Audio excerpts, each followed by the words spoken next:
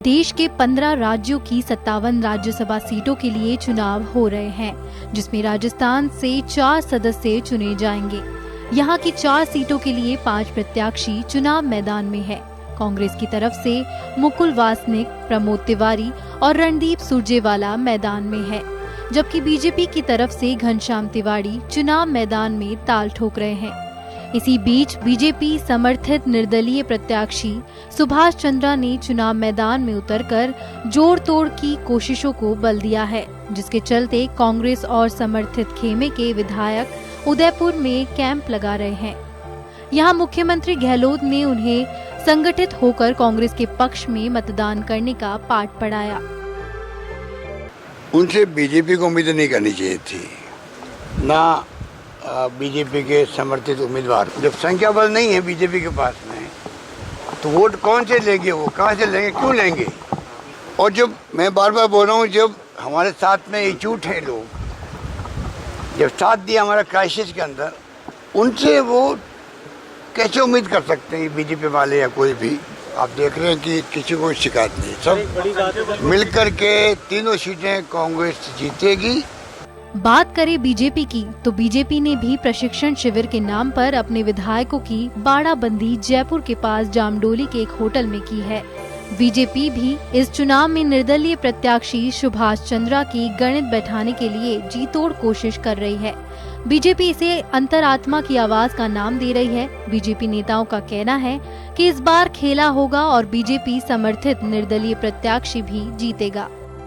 शिक्षण के लिए, मतदान के लिए भी कई बार हम लोग डेमो कराते हैं, और दूसरा जब लोग इकट्ठे होते हैं उसका संगठनात्मक रूप से हम लोग लाभ लेते हैं। तो शिक्षण शिविर की तो मर्यादा है, क्योंकि उसमें लगातार वो आवासीय होता है, और इसको अभ्यास वर्ग के रूप में पार्टी के जो सैद्धांतिक विषय हैं, बहुत सारे ऐसे हमारे विधायक हैं जो पहली बार आए हैं, जो दूसरी धारा से भी आए हैं, उनको पार्टी के इतिहास विकास से लेके और विधानसभा में विधायन के उनके क्षेत्र के मुद्दों को समाधान की दिशा में किस तरीके से ले जाएं। बहरहाल देश के सबसे बड़े सदन में पहुंचने की रणनीति भी दोनों ही प्रमुख दलों की हाई लेवल की है।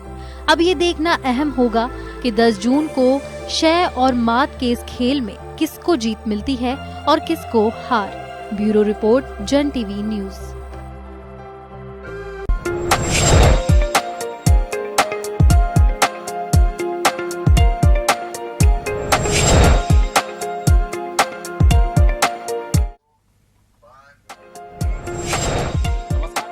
स्वागत है आपका। मैं हूं योगेंद्र, आप देख रहे हैं खास खबर, और खास खबर में हम बात करेंगे राजस्थान में राज्यसभा चुनाव के रण की। कांग्रेस के बाड़े इस वजह से कह रहा हूं कि लोग आजकल यही बात समझ पाते हैं। लगातार विधायकों की संख्या में इजाफा हो रहा है। 112 विधायक वहां पहुंच चुके हैं।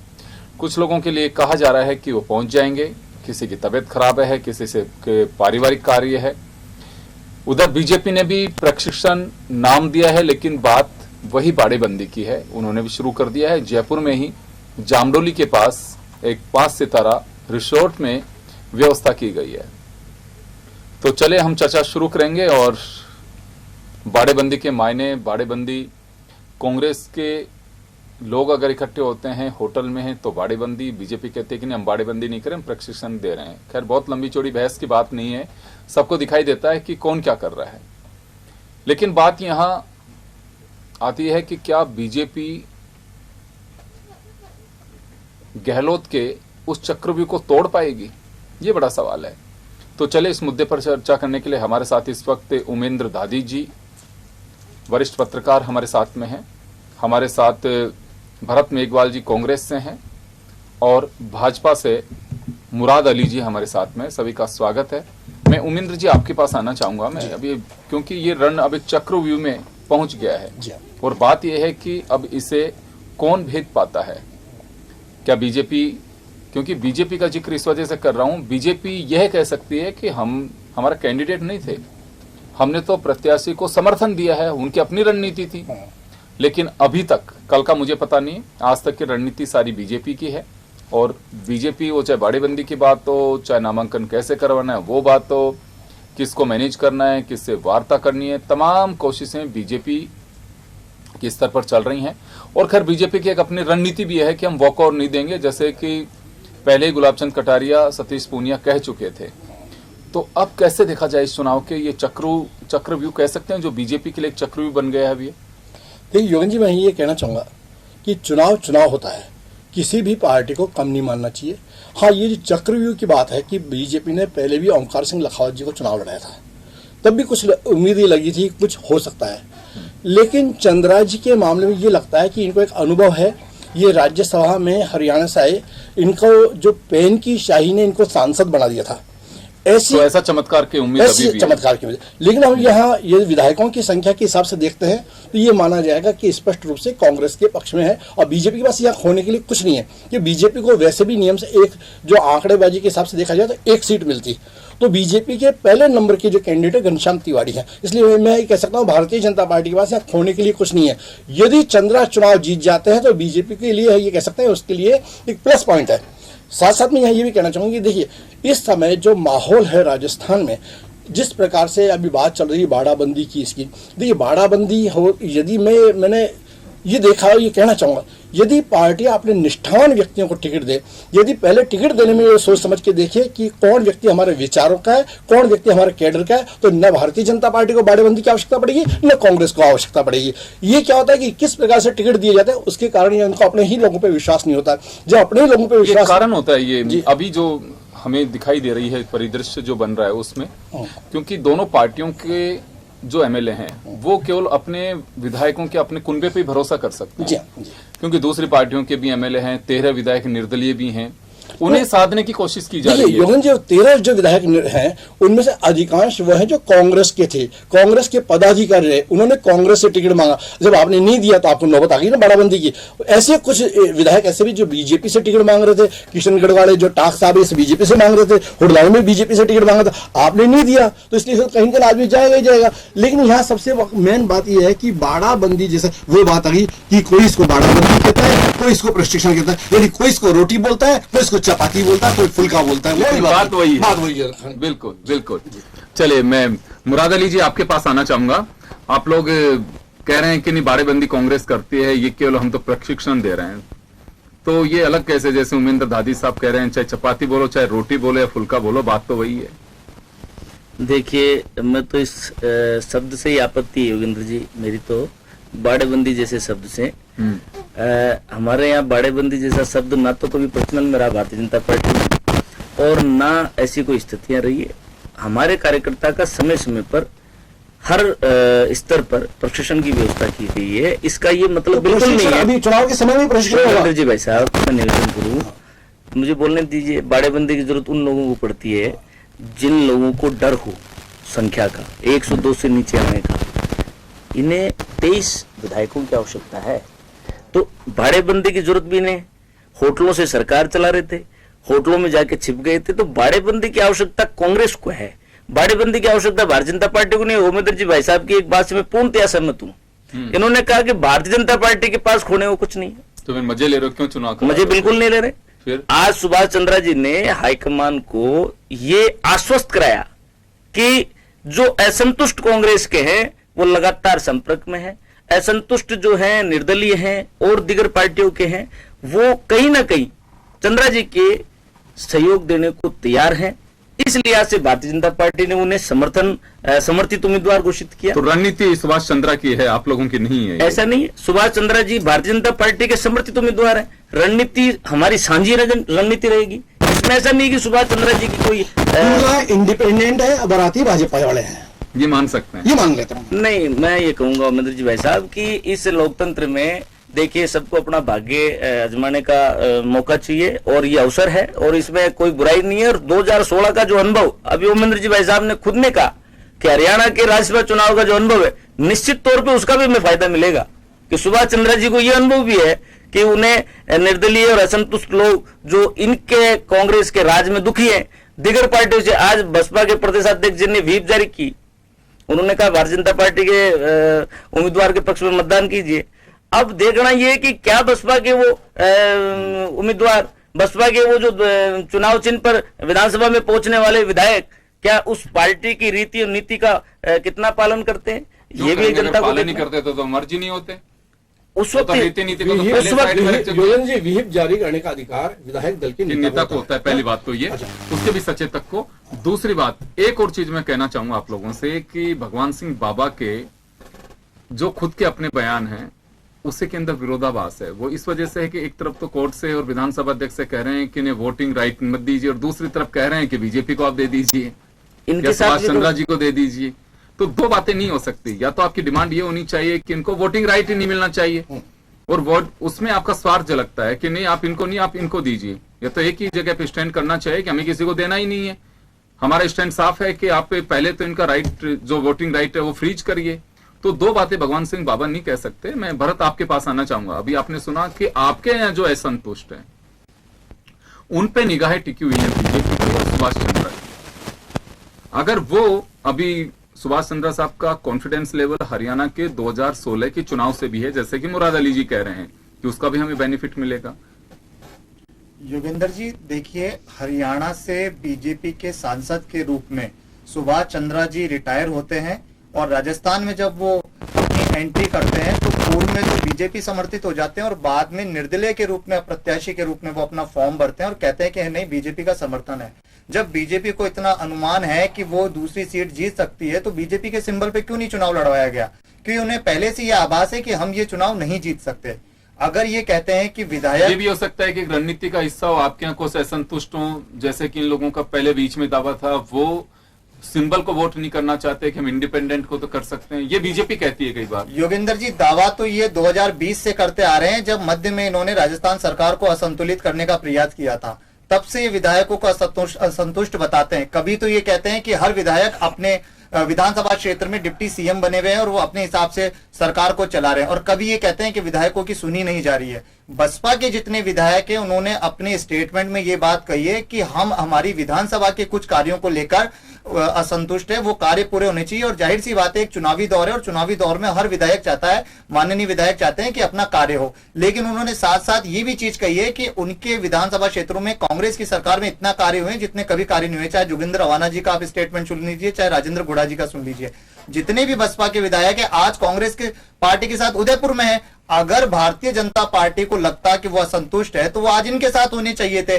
क्यों इनके माननीय प्रदेश अध्यक्ष सतीश पूनिया जी को, राजेंद्र राठौड़ जी को मध्य रात्रि में सुरेश टांक जी माननीय विधायक को, इनको आधे रास्ते में रोककर ये कहना पड़ता है कि हमको आप समर्थन दीजिए? अगर आपको इतना ही विश्वास था तो निर्दलीय विधायकों का आपके पास होना चाहिए था। लेकिन सन 2020 से आप ये देख लीजिए, भारतीय जनता पार्टी अपने मंसूबे में कामयाब नहीं हो पा रही है, और संख्या बल के आधार पर कांग्रेस 42 के आधार पर 126 का गणित बैठाते हुए 3 राज्यसभा चुनाव सीटों को जीतने जा रही है। जब इनके पास संख्या बल ही 30 है तो बाकी के संख्या बल कहां से लेके आएंगे? जाहिर सी बात है कि हॉर्स ट्रेडिंग करेंगे। जिस तरह से मध्य प्रदेश में, गोवा में और हर जगह की गई थी, हरियाणा में जो गलती की गई है वो गलती राजस्थान नहीं दोहराएगा। यहां पर जो मुखिया है राजस्थान सरकार के, 3 बार मुख्यमंत्री हैं, केंद्रीय मंत्री रहे हुए, अनुभव वाले व्यक्ति हैं वो, तभी तो आज देखिए आज सारा कुनबा एकजुट है, कोई कुनबा अलग नहीं है। भारतीय जनता पार्टी प्रशिक्षण के नाम पर और अपने बाड़ाबंदी कर रही है, क्योंकि इनको खुद ये डर है कि ऐसा ना हो घनश्याम तिवारी जी की जगह सुभाष चंद्रा जी इनके अधिकृत प्रत्याशी को हराकर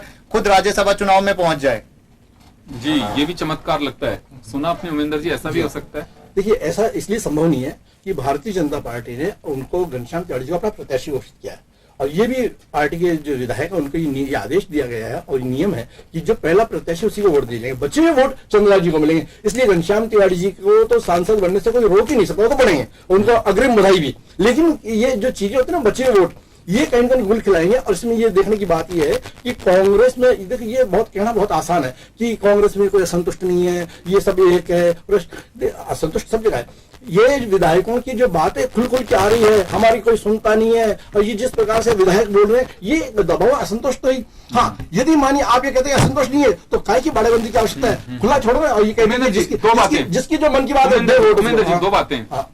मुख्यमंत्री अशोक गहलोत से जब यहाँ पे उनका 2 दिन का प्रशिक्षण शिविर था, उस समय उनसे पूछा गया कि क्या विधायकों को बाड़ेबंदी कराओगे, तो उन्होंने बिल्कुल एकदम साफ तरीके से स्वीकार किया कि बाड़ेबंदी नहीं कराएं तो भी करना एक मजबूरी हो जाती है। विधायक कहते हैं कि साहब सामने वाले बहुत परेशान करते हैं, वो बार बार मिलते हैं, फिर 10 तरह की बातें होती है, इस वजह से चुनाव तक एक ही जगह ले जाकर के बैठा दीजिए। कि कई विधायकों की ये भी है। इससे उस जो क्षेत्र के मतदाता है उनको कितना नुकसान होता होगा बाड़ाबंदी से। जिसको आज कोई काम पड़ गया, विधायक से काम है, वो जा नहीं पाएगा, बाड़ाबंदी में उनको जाने देंगे। ये क्षेत्रीय मतदाताओं का अपमान है बाड़ाबंदी, इसलिए इस प्रकार की बाड़ाबंदी होनी नहीं चाहिए। और ये आपको मैं फिर वापस एक बात कहता हूं, क्या आपको अपने विधायकों पर विश्वास नहीं है, चाहे भारतीय जनता पार्टी हो चाहे कांग्रेस हो? यदि आपको अपने विधायकों पर विश्वास है, आपने यदि सही व्यक्तियों को यदि टिकट दिए होते तो आपको बाड़ाबंदी की या प्रशिक्षण की आवश्यकता नहीं होती। या आप प्रशिक्षित लोगों को टिकट देते, आपको बाड़ाबंदी की आवश्यकता नहीं थी। आप ये कहते अब हमें प्रशिक्षण देंगे, अरे प्रशिक्षण के लिए इतना समय। एक बात और मैं जानना चाहूंगा, राजेंद्र गुड़ा हो या फिर दूसरे विधायक हो, उनके जो बयान है उसको लेकर के ये कहा जा रहा है कि कांग्रेस की अपनी एक रणनीति है, कहलवाया जाता है, फिर उनको सहजता के साथ में जब इच्छा होती है उनको लेकर के और अपने जहां जरूरत है, जहां पहुंचना वहां पहुंच जाते हैं। वो कि कांग्रेस की रणनीति है ये। रणनीति नहीं, देखिए ये क्या होता है कि कुछ विधायक तो अपने भी देख लेते हैं, इस बहाने सरकार पे दबाव बनाने का एक अच्छा मौका मिलता है, दबाव बनाने का। मतदाताओं की भी कुछ मतदाताओं की भी आदत होती है, जब प्रत्याशी जाता है तो अपनी विभिन्न मांगों को लेकर बढ़ जाता है। तो विधायकों के भी इस समय मतदाता है, वो भी अपनी मेजबानी तो कराएंगे, वो उनकी जो इतने साल से पूछ नहीं उसका एक मौका उनको मिला है, क्यों नहीं हो अपने रूसा मटका तो चलेगा ही चलेगा पॉलिटिक्स में, और कर रहे बेचारे रूसा मटकी का अधिकार उनको करना चाहिए।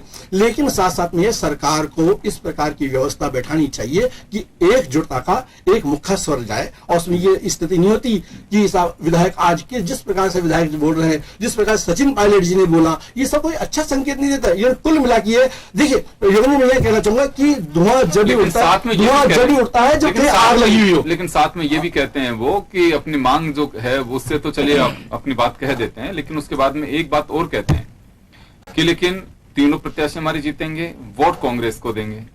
तो ये कह रहा है कि तीनों हमारे नहीं जीतेंगे। नहीं, मकसद तो उनका वही है। चाहे नाराजगी किसी की भी हो, सीएम भी चाहेंगे, ठीक है नाराजगी है कोई बात नहीं, लेकिन पार्टी को तो आप जिताइए।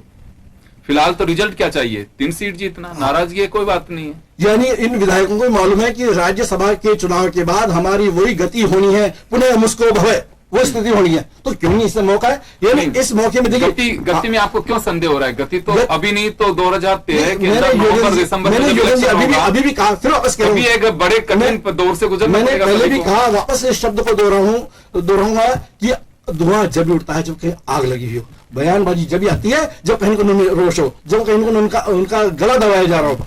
नहीं, ऐसा नहीं लगता कि दिखाने के लिए भी बिना आग की राख पे भी पानी लोग डालना। इससे जानते हैं कि मतदाताओं में भी फर्क पड़ता है, उनको अगला चुनाव भी लड़ना है, वो जानते हैं कि पार्टी के लिए इन्होंने क्या बोला। देखिए जो उनके खिलाफ टिकट मांगने वाला है उसका भी एक दावा बनता है कि इन्होंने तो पार्टी के लिए शब्द बोले थे। तो अपनी स्थिति कोई भी गड़बड़ाना नहीं चाहेगा अपने क्षेत्र में। अपने क्षेत्र में हर व्यक्ति बिल्कुल दूध का धुलावा बन के जाना चाहेगा। इसलिए कभी पार्टी के खिलाफ व्यक्ति जब बोलता है, जब उसका दम घुट जाता है, तो उसके बिना नहीं बोलता है। देखिए जो हमारे सामने उदाहरण है, या बाड़ाबंदी का इनके मुनव्वर अली जी को ज्यादा मालूम है कि इन्होंने जी पहले बाड़ाबंदी की थी, इन्होंने प्रशिक्षण किया था। विष्णु लाटा जी भागे थे इनके बाड़ाबंदी में से, और मेयर भी बढ़ गए थे। जिसको जाना है जाएगा, आप कितनी भी बाड़ाबंदी कीजिए, कितना भी प्रशिक्षण कीजिए, आपको आवश्यकता है प्रशिक्षित लोगों को संगठन में लाने की, प्रशिक्षित लोगों को टिकट देने की, प्रशिक्षित लोगों को आगे लाने की। बिल्कुल निश्चित रूप से आपकी बात से मैं सहमत हूं, बड़ा चिंता का विषय है। लेकिन इसमें सरकारें नहीं, राजनीतिक दलों को इस पे देखना चाहिए। और ये पैरासूटी एंड टाइम पर ये कहा तो ही जाता है कि नहीं हमारे यहाँ पे ऐसा नहीं होता, हर पार्टियां, लेकिन होता वही है। उमेंद्र जी आपकी चिंता जाहिर है, और होता यही है, दागी हो चाहे बागी हो, जिताऊ होना चाहिए कैंडिडेट, कोई भी हो, चाहे उसका कैरेक्टर कुछ भी हो, लेकिन अच्छा ये जीत रहा है, एक सीट का महत्व है, हाँ ठीक हम दे देंगे। क्या है साहब इस पे तो ये आरोप है, कोई बात नहीं, अभी तो ट्रायल में चल रहा है, CID-CBI में जांच है, बाद में देखेंगे।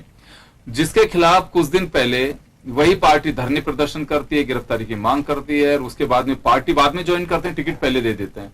मालूम है ऐसे दोनों पार्टी में उदाहरण दोनों। बिल्कुल कुछ दिन पहले ममता शर्मा जी पिछले चुनाव के अंदर धरने पे बैठ रही हैं कांग्रेस के समर्थन में, भाजपा के विरोध में, और बाद में पता लगा कि वसुंधरा जी के घर में से निकलती सिंबल लेके आ रही हैं।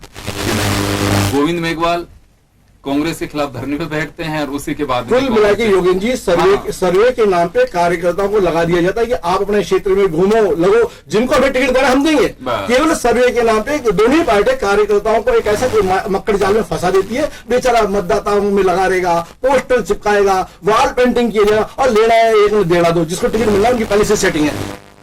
मुराद अली साहब, बड़ी चिंता की बात है, उमेंद्र जी कह रहे हैं। खैर चलिए, लेकिन फिलहाल तो हमें फिक्र करनी चाहिए राज्यसभा चुनाव की। और राज्यसभा चुनाव में आपका एजेंडा है कि अभी भी अंतरात्मा की आवाज चल रही है, कि अंतरात्मा की आवाज तो खामोश है? नहीं योगेंद्र जी, अंतरात्मा की आवाज तो हमेशा जिंदा रहती है और अंतरात्मा की आवाज इन जो दीगर दूसरी पार्टियों में बैठे हुए विधायक हैं, जो सरकार से नाराज हैं, सरकार की कार्यशैली से नाराज हैं, और जो निर्दलीय विधायक हैं, उन्हें अपने दिल पे हाथ रख के सोचना होगा कि ये वक्त वापस उनके स्वाभिमान को टटोल रहा है। वापस एक मौका है कि वो इस सरकार को, इस सरकार के अहंकार को और इस सरकार की गुटबाजी को एक माकूल जवाब दें इस राज्यसभा चुनाव के माध्यम से। अभी भरत जी कह रहे थे कि अशोक गहलोत जी ने ये कह दिया था कि ये आप भी कह रहे थे कि मजबूरी है, लेकिन मैं इसको दूसरे एंगल से भी देखना होगा योगेंद्र जी। सचिन पायलट जी आज कहीं हुड्डा जी के रूप में तो सामने नहीं आ रहे हैं कहीं। हरियाणा के भूपेंद्र सिंह जी हुड्डा भी उस वक्त ऐसे ही नाराज थे। राजस्थान में भी सचिन पायलट जी का इसी तरीके का कमोबेश रुख है। अब रहा सवाल रणनीति का कि इस तरीके से विधायकों के स्टेटमेंट दिलाए जाते हैं, इनकी कोई रणनीति नहीं है, इनके खुद के विधायक बोल रहे हैं। और मैं कहता हूं कि उन छोटी पार्टियों को, क्षेत्रीय पार्टियों को भी अपना हक मांगने का अधिकार है। बीटीपी के विधायक जो हैं वो कितने पीड़ित है ये सबको पता है। तो सवाल ये है कि किसान की बात को, युवा की बात को और इस तरीके से तमाम वर्गों की बात को लेकर जाने का विषय है। आप कह रहे हैं, मैं एक बात कहना चाहूंगा आपको, जो मुझे लग रहा है कि उमेंद्र जी शायद अभी चर्चा करते हैं उसकी। जी, आप किसानों की बात कर रहे हो, निश्चित रूप से आप जिन पर 3 सीट पर आप अपना भरोसा कर रहे हैं वो भी अभी आपके साथ आए नहीं है। मैं आरएलपी की बात कर रहा हूँ। जी, वो आपके साथ अभी आए नहीं है। जी, अंदर खाने से सुगबगाहट ये है कि वो ना बीजेपी को सपोर्ट करना चाहते हैं, ना कांग्रेस को सपोर्ट करना चाहते हैं। वो कह रहे हैं कि फिर सुभाष चंद्र जी को दे दीजिए, कि नहीं वो बीजेपी के ही प्रत्याशी हैं। ये चर्चा है, मेरी किसी से बात नहीं है, लेकिन मैं एक यूं जनरल चर्चा की जो बात है, उमेंद्र जी क्या मानना है कि अभी भरोसा करना चाहिए? राजनीति में विश्वास जब होना चाहिए जब वोट सामने आ जाए। जी हाँ, अभी हम कहते हैं ये अभी अटकलें हैं, संभावनाएं, अटकलें संभावनाएं बदलती है और बनती है। हाँ, ये है कि कभी कभी आदमी कहीं दिखाने के दांत अलग होते हैं हाथी के, खाने के दांत अलग होते हैं। क्या इनकी राजनीति ये लोग हैं, क्या इनकी सेटिंग बैठती है? फिलहाल तो 71 जो है सिक्योर वोट जो है बीजेपी के पास है, वो 71 कह सकते हैं हम। यहाँ थोड़ा सा मुझे संदेह होता है कि पिछली बार भी कुछ लोगों ने गड़बड़ तो की थी और जांच दिल्ली तक गई भी थी, तो चर्चा उसकी भी हुई थी। कहीं ऐसा नहीं हो कि आया राम माया राम गया राम के चक्कर में कोई गड़बड़ हो जाए। इसलिए भारतीय जनता पार्टी को जिनका जो तथा कथित प्रशिक्षण शिविर है उसमें इनको इस बात की प्रशिक्षण देने की आवश्यकता है कि भाई आपको किसकी माया जाल में नहीं फंसना है। तो ठीक है। आपको ये भी डाउट है कि बीजेपी के लोग भी माया जाल में आ सकते हैं? देखिए, वही बात मैंने कहा, जब हम निष्ठावान व्यक्ति को टिकट नहीं देंगे, जब हम पार्टी के पूर्ववर्ती निष्ठाएं जागृत हो सकती है। पूर्ववर्ती निष्ठा। मुराद अली साहब, आपको जो भरोसा है, भरोसा उधर भी हो सकता है। ये अंतरात्मा की आवाज, क्योंकि देखिए नमक होता है, वर्षों तक अगर किसी ने खाया तो कभी भी जागृत हो सकता है। नहीं, ये कयास है। हालांकि नैतिक मैं इसे पूर्ण तरीके से एक नए सिरे से इसको नकारता हूं। उमेंद्र जी भाई साहब का एक कयास है।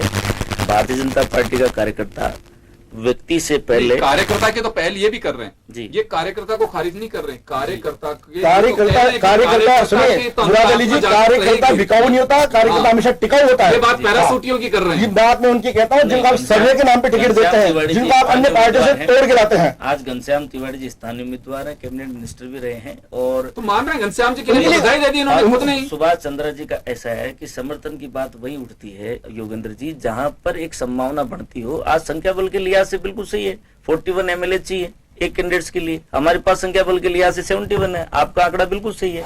तो एक ये रणनीति का एक हिस्सा भी है, राजनीति का एक हिस्सा भी है।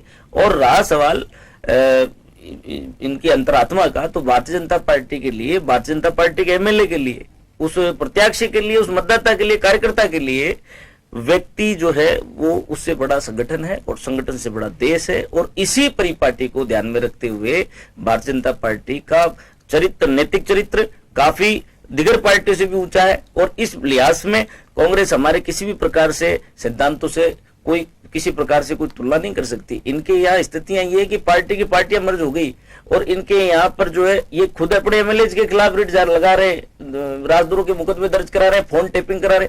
इनकी अंतरात्मा जो है कहाँ मर गई थी, आज उस विधायक को भी सोचना पड़ेगा। एक बात बताऊं मैं जी मुराद अली साहब जी, मुझे लगता है कि अंतरात्मा तो देखिए, आत्मा तो आत्मा है जी, वो हमेशा ही रहेगी। लेकिन आप केवल आरोप लगा सकते हो जी, आप भी कांच के मकान में बैठे हुए हैं और सामने वाले भी बैठे हुए हैं। आप ये नहीं कह सकते कि हमारे चलिए मुराद अली जी, मैं योगेंद्र जी के माध्यम से आपसे एक बात पूछना चाहता हूँ। जी। भारतीय जनता पार्टी में आपकी निष्ठा है, बहुत अच्छी बात है। भारतीय जनता पार्टी किसी अल्पसंख्यक को चुनाव लड़ा देती, उसी को अपने वजह वोट दे देती, ताकि ये तो लगता है अल्पसंख्यकों के लिए कुछ सोचा है। ये सवाल ओमेंद्र जी भाई साहब उस पार्टी से करें जो 55 साल से अल्पसंख्यकों का 90% वोट ले रही है। इन्हें तो अल्पसंख्यकों की चिंता तो रही नहीं, इन्होंने तो बाहर के और कैंडिडेट्स बुलाए। राजस्थान की इस वीरों की धरती पे इन्हें कोई वीर नहीं मिला राज्यसभा के चुनाव लड़ने के लिए। जो पहले तो आपके अल्पसंख्यकों की बात तो बिल्कुल ही नहीं करें। हमारे यहाँ तो हम 135 करोड़ लोगों की बात करने वाले प्रधानमंत्री के देश में रहते हैं। यहाँ तुष्टिकरण की बात करने वाले लोगों से पूछे, ये तुष्टिकरण की बात करने वाले लोगों से पूछे। हमारे यहाँ टिकट मायने नहीं रखता, हमारे यहाँ संगठन के माध्यम से जनसेवा मायने रखती है, पार्टी के प्रति, देश के प्रति निष्ठा और लगन मायने रखती है। जो वो चीज देखी जाएगी। एक बात बताऊं मैं आपको, मुराद अली साहब, आप भी जी और भरत जी भी, ये दावा मत करिए कि स्थानीय और बाहरी का तो कोई मुद्दा बचता ही नहीं है। दोनों ही पार्टियों के लिए नहीं बचता है, दोनों ही पार्टियों के लिए बचता ही नहीं है कि स्थानीय और बाहरी। ये तो आप गनीमत मानिए कि वो विदेशी नहीं आ रहा। अब ये लोग बिल्कुल दावा मत करिए, आप दोनों के दोनों। आप ये हमाम वाली स्टोरी सुनते हो ना, बीच बीच में हमाम का उदाहरण देते हैं, वो पोजीशन है सबकी। आपके यहाँ पे किसको आप लोगों ने बाहर से नहीं दिया टिकट? किसको नहीं दिया आपने बाहर से टिकट बुलाकर? ये तो ये क्यों परिस्थितियों पे और हमारा मुद्दा ये नहीं, इनके विधायकों का मुद्दा है योगेंद्र जी। इनके विधायक और इनके कार्यकर्ता गुलाम नबी जी का विरोध किया, गुलाम नबी जी का विरोध करने के बाद विड्रॉ हुआ, गुलाम नबी का नाम चला। कांग्रेस ने तो बाहरी लोगों को इसलिए टिकट दिया ताकि इनका आंतरिक कलह सामने नहीं आए। बाहरी का फिर भी आ रहा है ओमेंद्र जी भाई साहब, इनका कलेश बिल्कुल सामने आ रहा है। पुलिस एक एमएलए के पीछे पुलिस की गाड़ी लगा रखी है। जिस तरीके से कांग्रेस के विधायकों पे ज्यादा नजर है भारतीय जनता पार्टी की, अपने एमएलए पे नजर नहीं है। वो दिन रात नहीं, कांग्रेस के विधायकों पे नजर नहीं है, पे नजर आपके 102 नहीं है, आपके विधायकों पे 21 विधायक है जो दूसरी पार्टियों के 13 निर्दलीय उनमें पूरी नजर है और वो खुद संपर्क में। राजस्थान के कांग्रेस के साथ हाईकमान आ गया, वेणुगोपाल जी आ गए, मनमोहन सिंह जी को चलो गर्व है कि पूर्व प्रधानमंत्री रहे, ठीक है, ये सब आ गया। यानी कांग्रेस का पूरा हाईकमान, राजस्थान का सांसद, कितने इनके लिए तो बड़े गर्व की बात है। आपके यहाँ आते हैं, आपने भी मंत्री बनाए, आपने बनाए, लेकिन बात ये होनी चाहिए कि राज्यसभा में केवल स्थानीय व्यक्ति को टिकट मिलना चाहिए, जो व्यक्ति संगठन के लिए उपयोगी हो, जो यहाँ अपने क्षेत्र के लिए उपयोगी हो और जो प्रदेश की आवाज उठा सके।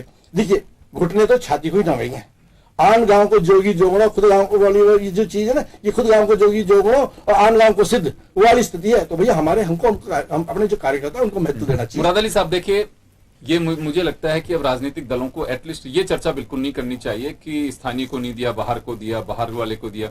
ये आज पोजीशन कांग्रेस की है, ये बहुत ही अच्छी बात बताता हूँ। ये कोई भगवान का वो मानिए कि पता नहीं क्या बात है। जो सवाल राजनीतिक दल आज कोई भी उठाता है, आप आज बाहरी का सवाल उठा रहे हैं, कोई बड़ी बात नहीं। कल आपके सामने आपके खुद के एमएलए उठा रहे हैं, सुनिए, इनके खुद के कार्यकर्ता, सुनिए, मैं वही कह रहा हूँ। तो ये परिस्थितियां ऐसी बनती हैं कि वही पोजीशन को आपको फेस करना पड़ेगा। बाहरी और उसका मामला नहीं है। आज हम बहस कर रहे हैं, आपकी अपनी एक लिमिट है, आप चाहे भरत हो, आप उससे बाहर नहीं जा सकते, क्योंकि एक पार्टी की वकालत करनी है आप लोगों को। और मैं सहमत भी हूं, इसमें कहीं कोई बुराई नहीं है, लेकिन जो ऊपर से एजेंडा साफ है, ऊपर से जो थोपा जाता है, उसके अलावा आप ये भी नहीं कर सकते। ये उससे बाहर का आपके जो आ गया वही, आपको जो क्वेश्चन मिल गया सिलेबस के बाहर का है, कैसा है, आपको करना है। जो आगे उसके लिए ताली बजानी है आप दोनों को। या ये मान करके चलना चाहिए कि भला है बुरा है जैसा भी है, तेरा पति तेरा भगवान है, जो भी कुछ बोलते हैं वो वाली स्थितियां हो गई हैं। तो बाहरी और स्थानीय का मुद्दा मुझे लगता है कोई राजनीतिक दलों को इसका जिक्र नहीं करना चाहिए। दागी बागी, बाहरी, स्थानीय, ये मुद्दे वो हैं साहब जिसको फॉलो करे कोई। कि आप हमारे को बता दीजिए, हम कभी किसी को टिकट नहीं दिया, क्योंकि वो सब आप लोगों को और स्थानीय इकाइयों को, स्थानीय स्टेट जो पार्टियां हैं उनके हाथ में नहीं बचा अभी ये सब कुछ। रीजनल पार्टियां कर सकती हैं ये, लेकिन बाहर की पार्टियां जो नेशनल पार्टी हैं वो ही करेंगे जो पार्टी। और पार्टी में जो लोग बैठे हैं ऊपर, उनकी अपनी रणनीति है, उन्हें लगता होगा कि ये देना बहुत जरूरी है उनके लिए, उनका अपना एक समीकरण है। तो मुझे लगता है कि जब तक ये चुनाव नहीं होंगे तब तक आप सब लोगों के साथ हम एंजॉय इसी तरह से करते रहेंगे। और क्योंकि आज लाजमी था कि बीजेपी भी प्रशिक्षण के नाम पे बाड़ेबंदी में एक बार शुरू कर दी है, और बेशक ऑब्जेक्शन बीजेपी को रहता है कि नहीं नहीं नहीं, लेकिन लो अब ये जैसे उमिंदर दादी साहब ने कहा कि रोटी कहें, फुल्का कहें, चपाती कहें, है वही बात, एक ही है। पर्यायवाची शब्द कह दीजिए लेकिन मूल शब्द तो वही रहेगा। तो चलिए, बीजेपी की भी बाड़ेबंदी अब शुरू हो चुकी है और अब देखना होगा कि क्या रणनीति बनती है और 10 तारीख को इस रणनीति में कितनी बड़ी कामयाबी मिल पाती है, ये देखने वाली बात होगी। लेकिन दूसरी तरफ कांग्रेस के खेमे में रह करके संख्या बल में इजाफा हो रहा है, वो एक रणनीति को तोड़ने का एक हिस्सा हो सकता है बीजेपी के लिए। और बीजेपी कैसे मैनेज